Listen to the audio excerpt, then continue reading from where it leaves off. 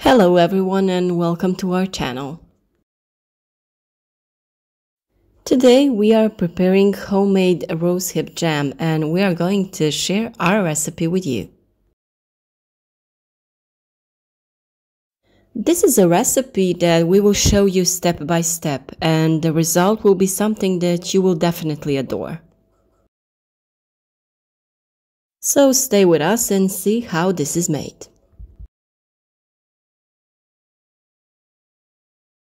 The right time to harvest rosehip is after the first frost. Then it is ripe and the best jam is made from such a rosehip.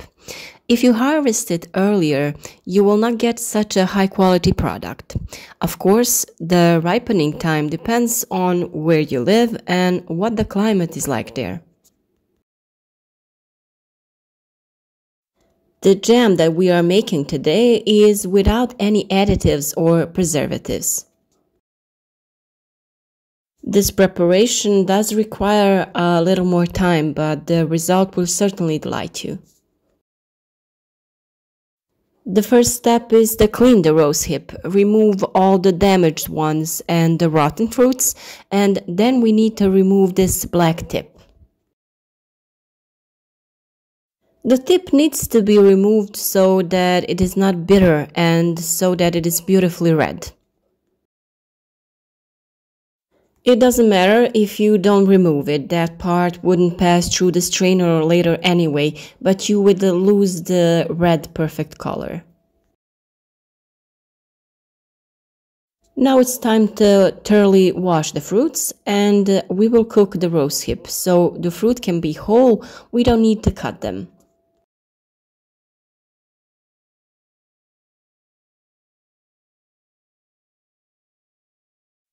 Depending on the amount of fruit that you have to use as large and deep a pot as possible.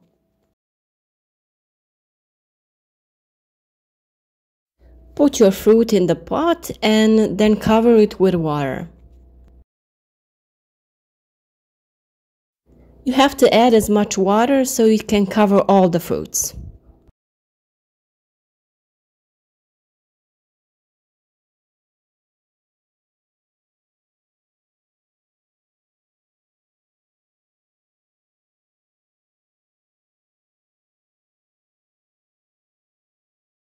Here you can see how much water I added in, so you can do the same.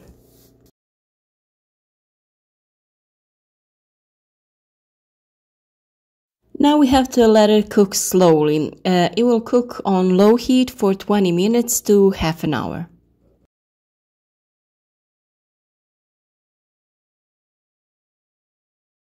When the fruit is soft enough, it's time to blend it. You can use a blender, stick mixer, or some other machine that you have. You can see how soft and cooked it is, so this is how it's supposed to look.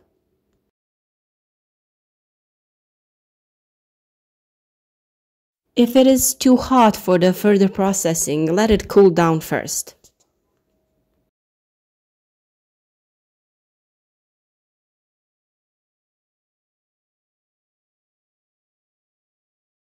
I'm going to use this hand mixer, but if you are using some kind of other machine, grind only the fruits and we will use the water later.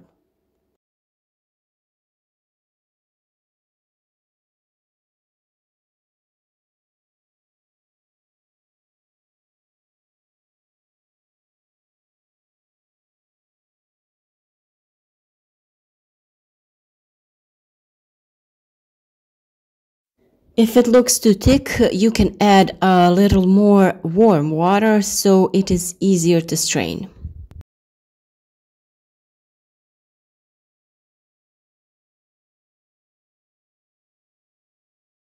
Now we will add a half a liter of warm water.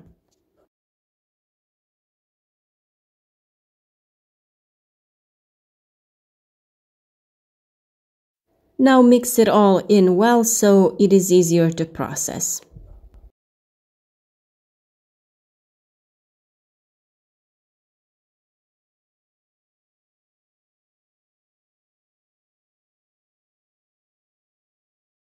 Here we are at the straining part, so we will use this pasta strainer.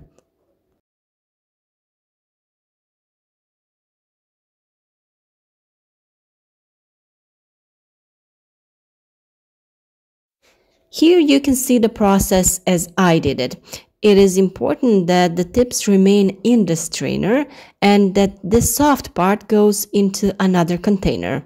In order to push the mixture more easily, we will add water little by little.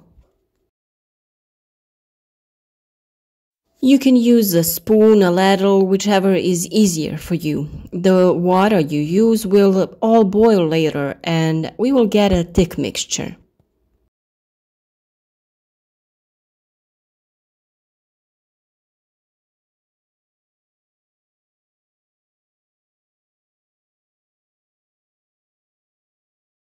If you have a smaller strainer like this, it is easier to mix, so use it. You can use whatever it's easier for you. And always feel free to add a little water to make it easier to push through this thick part. Be sure to use warm water and add it a little at a time so that the meaty part can be removed from the seeds more easily. By adding water, you can see how it is passing through the strainer immediately. If your strainer is large, just put a larger amount of mixture to make it easier to work. You should have these seeds almost dry after squeezing. This is how it's supposed to look after straining, and we will strain this thick mixture through a strainer once more. After that, it is important that we count how many liters of mixture we have. Later, we will add 300 to 400 grams of sugar to each liter of mixture. We gently strain and count the liters and pour 1 liter at a time into the cooking pot. You will be left with this thick part that you don't need. And what's important to say that if you don't like the burning sensation of the rose hip, strain them through another smaller strainer or cheesecloth.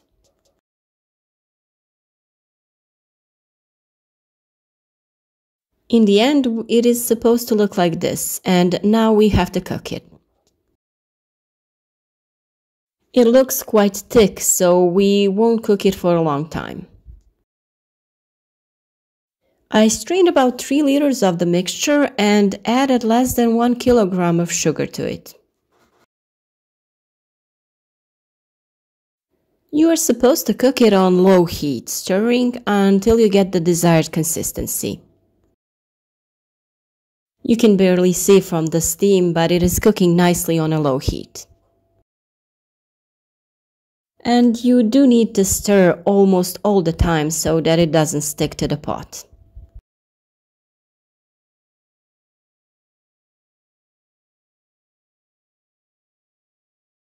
And after about a half an hour, it looks like this. This is this distinctive red color of the rosehip jam that I was talking about. If you had left those black tips inside, it wouldn't have been this red, so it's worth the effort to clean it. While you are stirring, when a line remains behind the spoon, it means it is ready and thick enough. After about an hour, we are adding 900 grams of sugar. Add it a little bit at a time so you can stir it in well. And after adding the sugar, cook the jam for only 10 minutes so it doesn't get dark in color. At the beginning, there were 3 kilograms of rosehip, and we added about 3 liters of warm water for cooking.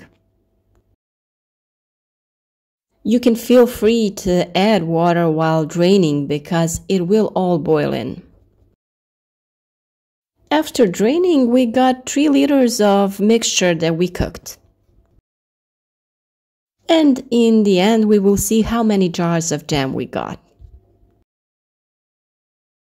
The jam will darken a little because of the sugar, but it mustn't be cooked too long so it doesn't turn black.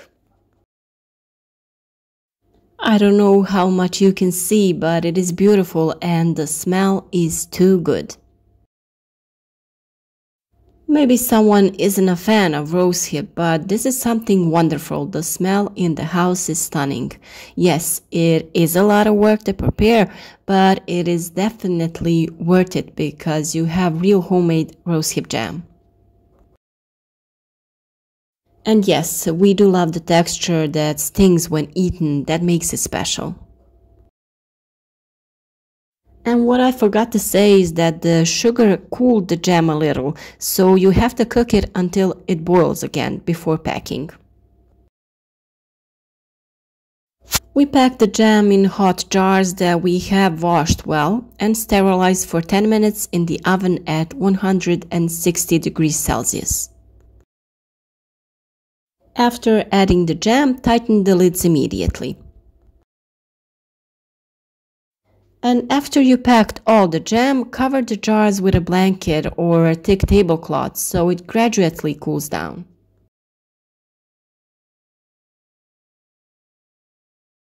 And this is how it looks in the end. We have already eaten a part of it because my family just loves it. They love it on bread, in pancakes, pastries, or on its own. This is just the right recipe for a thick rose hip jam, and if you want it thinner, just shorten the cooking time. We love when it's thick, and when it cools down, it becomes the right thickness. I really hope that you like this recipe and that you will try it. Write us your recipes and let us know in the comments how you like this one.